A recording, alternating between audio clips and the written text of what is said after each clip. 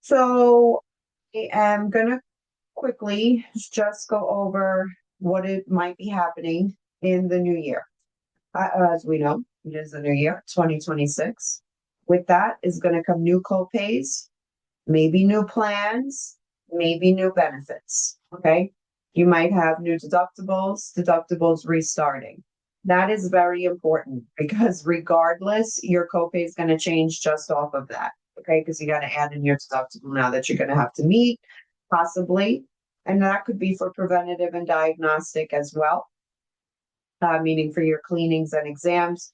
You also might have a deductible that applies. So maybe $50, $25, $75, whatever it might be. You might have a copay. That's your next regular dental appointment because your new plan has started. New coverage and benefits. A lot of you with insurance through your employers have a wonderful way of not letting you know that your plan has changed. So if I can give you any tip before your next dental appointment, at least 48 to 24 hours in advance, maybe just check on your portal if you have one through work, or call your HR department, check your mail, make sure there's no insurance benefits that have changed. If you have, make sure you call your dentist office before your next dental appointment because it's just going to avoid a whole scenario that can take place. And you could possibly miss your appointment because you're not going to want to go back and be seen without us verifying your benefits. So, with that being said, make sure nothing has changed. And if it did, give us notice. Percentage changes, maximum changes, again, deductible changes. Um, if you have a new plan, you very well might have a different percentage, right? So in 2025 for endodontics, root canals, you might have been covered for 50%. But this year, because you've been with your employer longer, or maybe the plan changed, you're covered at 80%. Your copay is going to decrease, might increase. Why might it increase? Your deductible is now still going to apply. It might not have applied at your last um, copay breakdown with your office. The office themselves, we have to negotiate our fees with the insurance companies every year to 3 years.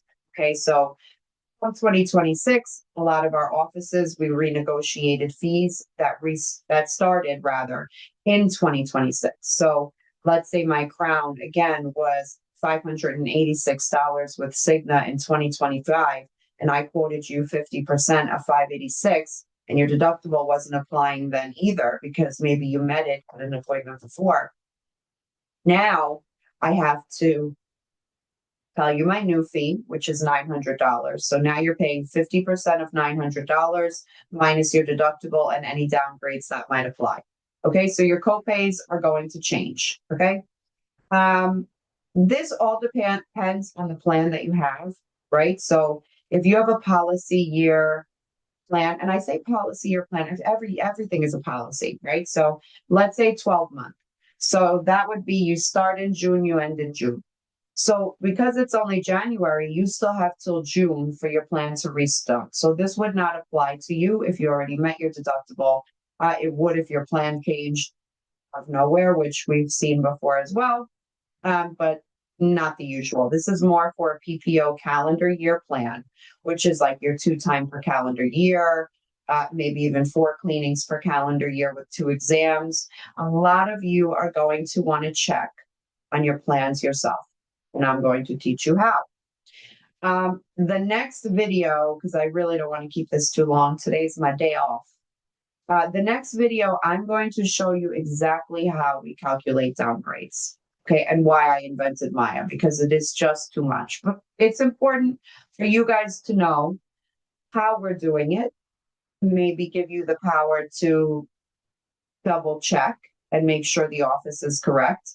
I want to let you guys know also that our offices do use dental software, but the dental softwares are not always reliable. And I can count on more than 2 hands how many claims and copays have been incorrect by me, depending on something like Dentrix treatment planner. The treatment planner in Dentrix is also very confusing, which I don't want to say too much, but insurance is very confusing and the reps don't make it any easier, right? So like it kind of feels like that's what we all facing is just confusion and you guys don't understand. And I totally understand that as a manager, as a person who's insured, as a person who has to deal with offices, as a person who's received totally outlandish bills from medical practices. I can't say dental, obviously, but whatever question you might have, leave it here. I will answer it for you. I am not going to lie about anything. Whatever you guys need to know, I'm here to let you know. TikTok has like banned me like 3 or 4 times. So I'm kind of sick of TikTok. But on here, they seem to be wanting the truth to get out there. Okay. So with that being said, short recap. New year, calendar year plans have restarted. Your deductibles have restarted. Your maximums have restarted. Your cleaning frequency, exam frequency, all of that has restarted. As long as everything has stayed the same, great. You understand your plan by now, hopefully.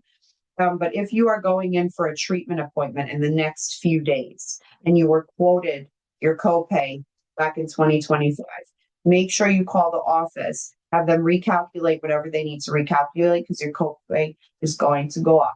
If you had already met your deductible, if the fee changed, I mean, again, so many things can come into place. New plan, new copays, deductible restarts.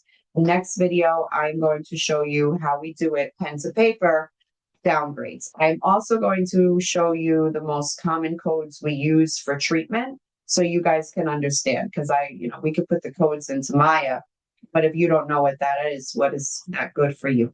So the most common codes and how we calculate them. I hope this helps. Everybody have a wonderful morning. Thank you.